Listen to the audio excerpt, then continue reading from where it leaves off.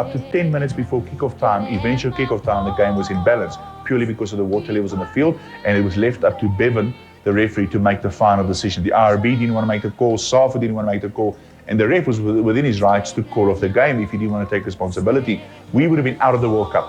There was the danger that should they play, that in the loose scrums, someone might drown. Mr. Bevan, the referee, who went out to inspect the field, but he had pick and pay packets around his shoes.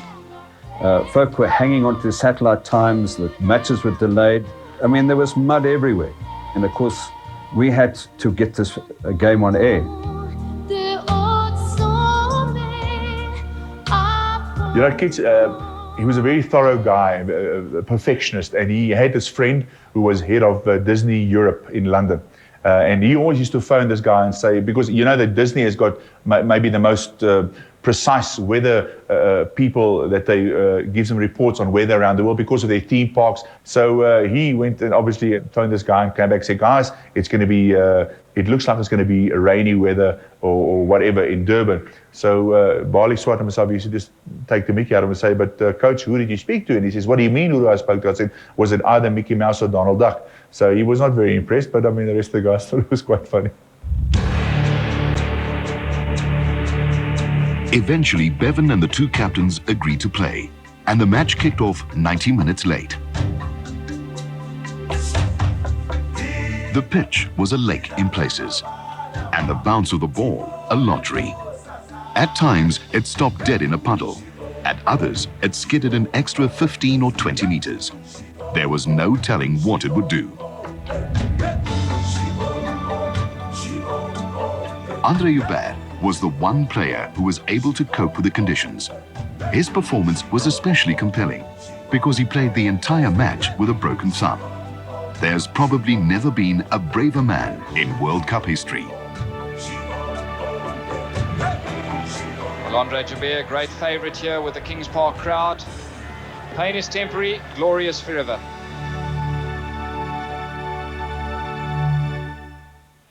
But it was Joost van der Westhuizen's dart from a short line-out which led to South Africa's try. Back on the Springbok side. When he was stopped, the Springbok pack flocked around in a hot embrace to drive him and the ball towards the line. For the Springboks. Hooker Chris Frisseau maintained the momentum. Then Visser had a go, but was repulsed by the combined efforts of Mark Sessignon and Merle.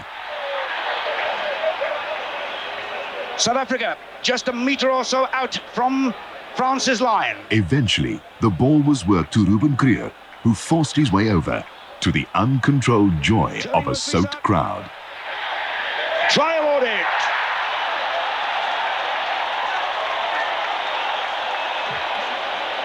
It's Ruben Krier with his first try for the Springboks, the man who gets to his feet. Then Stransky kicked off, not quite kicking the required 10 meters, and the South Africans had to go back for a French scrum in centre field.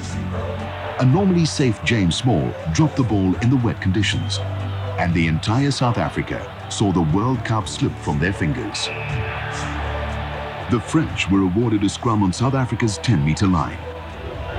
Eric Bevan checking the South African backs and out of side, as Sessignon takes it on from the set scrum. Galtier to Delors. Joubert underneath it, under pressure from the centres. The pick-up by Barazi. No try. Oh, what drama here at the end of this game.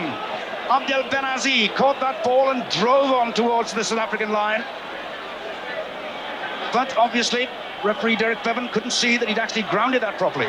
Against France, if I may say this, the real miracle occurred when that guy, Abdul Benazi, was stopped by, I would say, inches, really, in fact, less than that, on a wet field with that weight, traveling at that speed.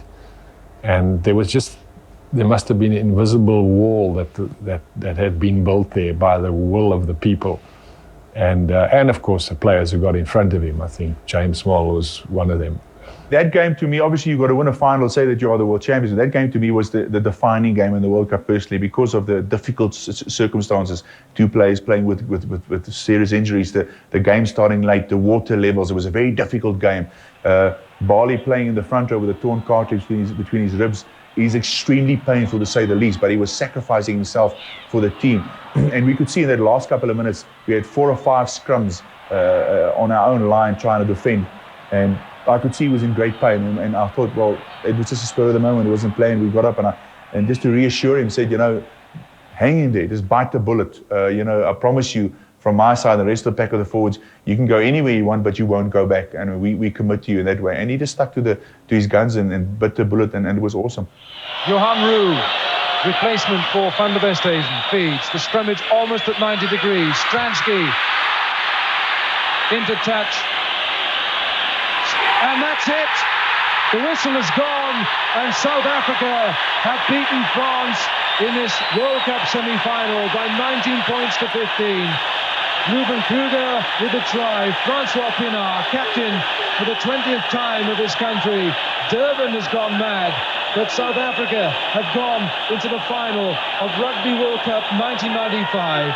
The final score here in Durban in this semi-final: South Africa 19, France 15. But there was another story that very few people knew about.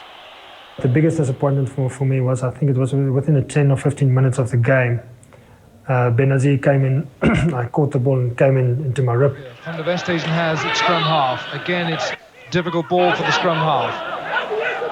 And I broke my short rib.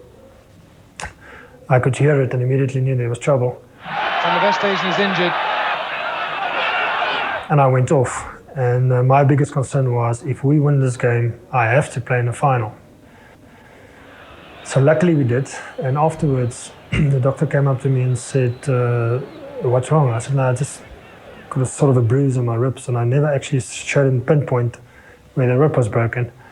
But I think he knew, and he just knew how I felt. And if it wasn't for Dr. Dr. Frans Verster, I don't think I would have ever played the final.